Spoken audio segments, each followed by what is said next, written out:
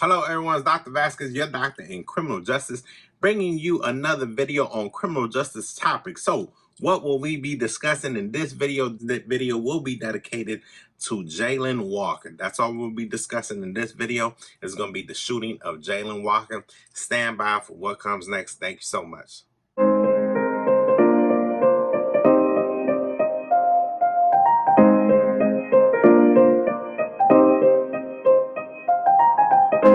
All right, welcome back. So Jayland Walker, what happened? Why am I discussing Jayland Walker, 25-year-old male, black male at that, in the early morning hours of Monday, June 27, around 12:30, Akron, Ohio Police Department wants to make contact with this individual for a minor traffic violation. That's all it was.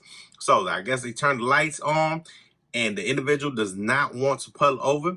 So a high-speed chase ensues. So we have a high-speed chase for something that could be so simple as a minor traffic violation, right? So they go on a high-speed chase. Other patrol vehicles come. You have multiple officers that's chasing them. After about 40 seconds or so, it is alleged that Jayland Walker shoots out of the driver's side window at the police officers. Allegedly, there's video. Allegedly, this is captured on traffic lights or something. This is what officers are attesting to. Afterwards, I guess they end up cornering Mr. Walker. Mr. Walker goes ahead and gets out of the driver's side, at least attempts to. Thinks about it twice and is like, nah, I'm going to go through the passenger side. After Mr. Walker gets out of the passenger side vehicle, a foot chase ensues. So everybody's running. So we have about 13 officers on scene.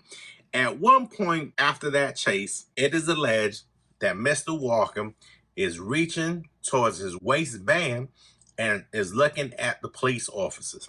So they took that as a gesture that something was going to ensue. Okay, so now we're here at this location in this incident. They've had a high-speed chase. Mr. Walker got out of the passenger side. All right, they believe he's reaching for his waistband.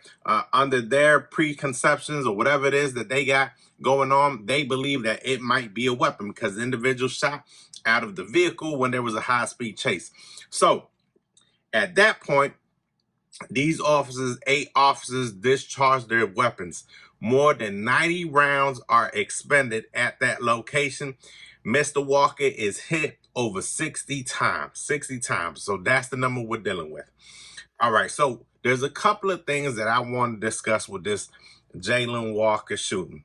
The first thing off the bat is the 60 times. What do you think as far as that being excessive? Okay, so I want to paint the scenario. Remember, we're going to pull him over for expired license plate or red brake light out or something like that. Doesn't pull over, leases on a high-speed chase. We have other officers that jump in. He shoots at us, allegedly, while the vehicle is moving.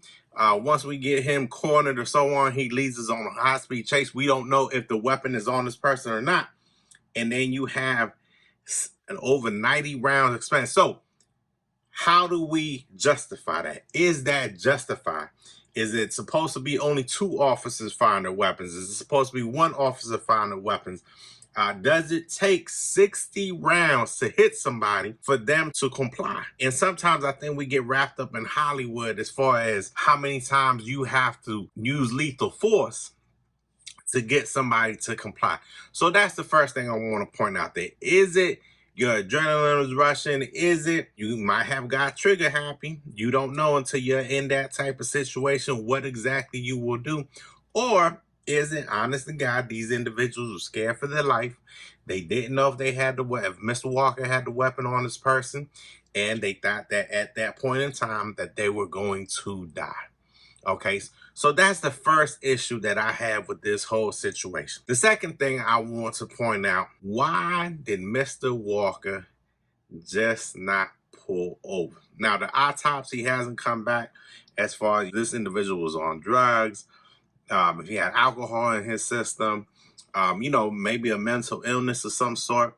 One thing that I see with a lot of these incidents is it goes from something minor, something that, like we talked about, a minor traffic violation, and how could we get here? So I think we need to do a better job as ourselves as educators. I've even heard of people leading officers on a high-speed chase to a well-lit area, a gas station, a mall, because they're scared for their safety, and that's understandable. That is something we have to work on as well as a community when we're dealing with these minor infractions that, Lord forbid, it turns into something so deadly and something that should never happen. I want to discuss the fallout that's coming because we've seen multiple protests.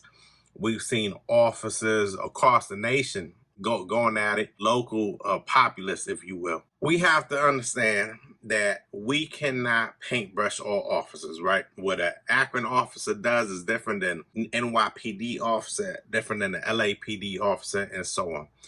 But we will generalize police officers because they wear that uniform, although they might be completely different. Where you might go to one police department, it might be 100% minority driven, where another police department then won't. So there is unrest, right? There's marches, there are protests. The family is calling for calmness, for the investigation to play out, to have their day in court, and for these officers to be held accountable. 8 are on administrative leave as of this time. So we'll see what happens with more technology that's out there, with more body camera footage. There was body camera footage from 13 officers. So we should have a very, very good understanding of exactly what ensued, what happened, who to hold accountable, and so on. I think it's going to get to the point one day where we will have drones out there. Drones will be deployed. I've heard this story already.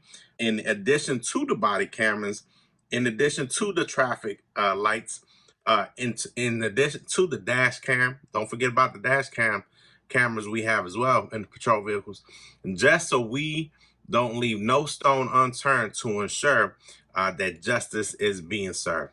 All right, thank you so much. Let me know what you think about the 60 shots. And let me know what you think about the minor traffic violation and an individual not being pulled over.